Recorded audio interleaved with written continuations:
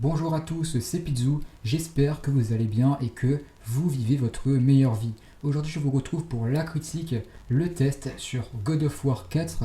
Alors non, il ne s'agit pas là d'une vidéo spéciale parce que je souhaite tout simplement aborder peu à peu le sujet, la thématique du jeu vidéo sur la chaîne YouTube. Et avec le prochain God of War qui sort en cette fin d'année, je me suis dit que c'est le moment idéal pour me lancer. Je ne suis pas un grand critiqueur de jeux vidéo, du coup ce test sera assez limité contrairement à ceux de d'autres vidéastes, mais c'est pas très grave, je suis juste là pour vous donner mon avis, mon ressenti sur ce jeu en attendant le prochain opus prévu pour le mois de décembre. God of War 4, sorti en 2018, mais que pour ma part, j'y ai découvert il n'y a pas très longtemps. Tout simplement parce que je suis à la bourre, comme d'hab, mais aussi parce que je sors d'une période de jeux vidéo ludiques où je me suis mis à jour sur des titres que je n'avais pas encore réalisés, dont God of War et The Last of Us, mais celui-ci, je me réserve pour une prochaine vidéo, donc n'hésite pas à t'abonner et à activer la cloche des notifications pour être au courant à sa sortie. C'est une chaîne YouTube où on parle de cinéma, mais aussi de jeux vidéo comme tu peux le constater. En tout cas, ce God of War, c'est le premier God of War que je joue, et j'y ai pris beaucoup de plaisir. Pour tout vous dire, j'ai même réalisé le 100% des trophées, et je suis actuellement à la recherche, c'est ma nouvelle quête, mais à la recherche du remaster du 3 au meilleur prix en occasion si possible.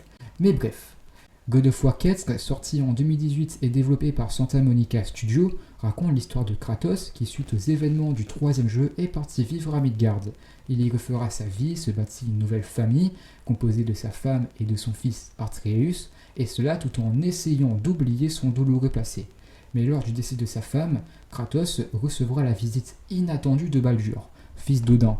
Une longue confrontation s'ensuit qui s'achèvera sur la victoire de Kratos. Après cette victoire, Kratos, accompagné de son fils, se lance dans un long périple pour déposer les cendres de sa femme dans le plus haut sommet des 7 royaumes, et cela tout en étant poursuivi par les fils d'Odin, dont Baldur, qui est immortel. Comme à chaque fois je pense, la première chose qu'un joueur va vérifier quand il lance un jeu, c'est le graphisme, tout simplement parce que c'est la première chose qu'il voit. On parle d'ici d'un jeu qui est sorti en 2018, il y a 5 ans, c'est donc assez récent. Alors oui, à l'heure actuelle, le jeu est toujours beau. Je parle de beauté graphique, mais il faut qu'on parle aussi de la beauté des décors, parce que le jeu en a beaucoup à nous proposer. D'une maison enneigée à un royaume volcanique, en passant par le cadavre d'un géant. Et cela tout en affrontant des adversaires et ressentir un sentiment de puissance unique. Pour cette aventure, Kratos sera armé de la hache Léviathan, une hache qui fait beaucoup penser à la Stormbreaker de chez Marvel et qui est juste super plaisant à jouer. Il y a aussi les lames du chaos qui est l'arme parfaite pour foncer dans le tas, mais pour ma part, j'ai préféré le gameplay avec la hache Léviathan. Mais bon, comme je l'ai dit, on parle ici d'un jeu sorti en 2018, donc ce n'est pas le graphisme qui m'a foutu une claque quand j'ai ouvert le jeu, mais plutôt sa scène d'introduction. Lors de l'écran titre, on peut apercevoir un arbre lambda certes, mais lorsqu'on appuie sur une touche pour démarrer le jeu, Kratos débarque et frappe cet arbre, frappe encore cet arbre et frappe encore cet arbre. Aucun temps de chargement et une parfaite transition.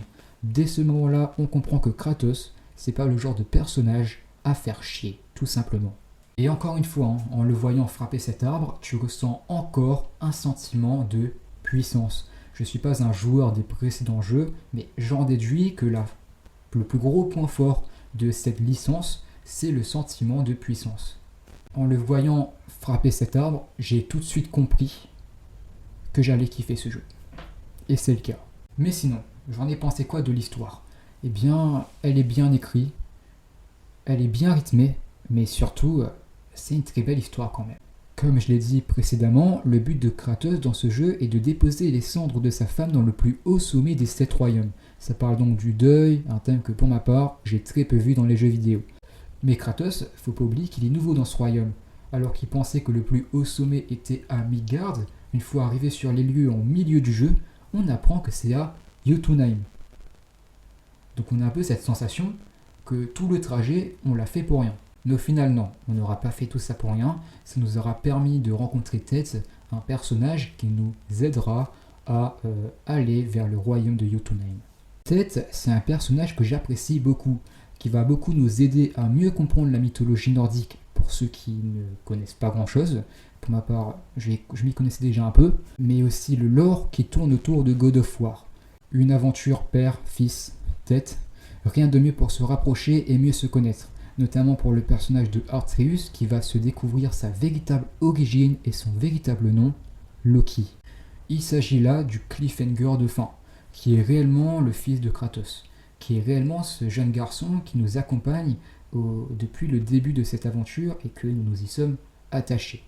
Prophétie, destin, voyage dans le temps, une réponse qui nous sera donnée dans le prochain God of War Ragnarok.